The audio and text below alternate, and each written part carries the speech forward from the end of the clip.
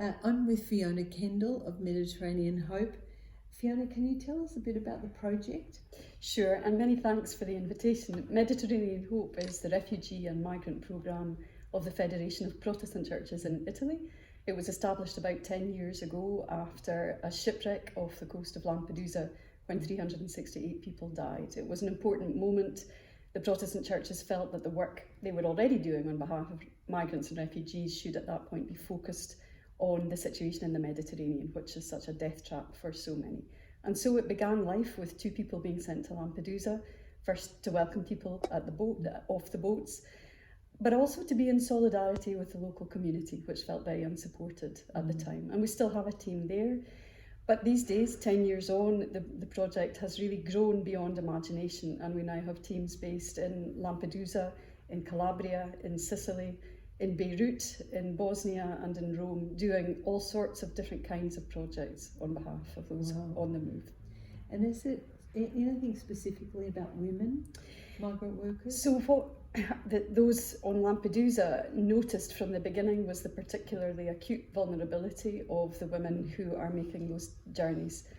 How so many come with physical scars and carry also the mental scars of the trauma that they have suffered and the abuse that they have suffered along the way.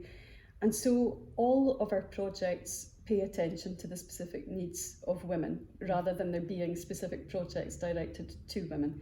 Care is taken to ensure that we consider what's needed in terms of support. And do you think the 16 days or the particular focus around a day is important? I do think it's important. I don't think it's so important for the organisation or for people like us, because we will do our work anyway. But what it gives us an opportunity to do is to reach a much wider constituency, to raise awareness to a much wider group of people and to mobilise people.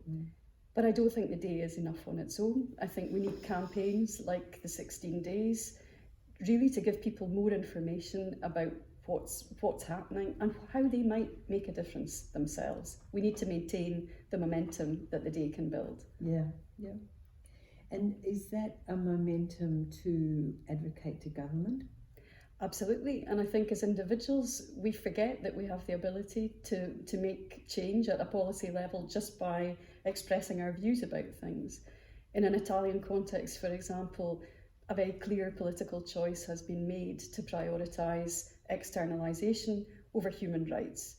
In a sense, the Italian government, by prioritising shoring up the patrols in the Mediterranean Sea, the return of people to places like Libya, is discounting what we know about Libya not being a safe third country, about the human rights abuses that people may suffer on their return.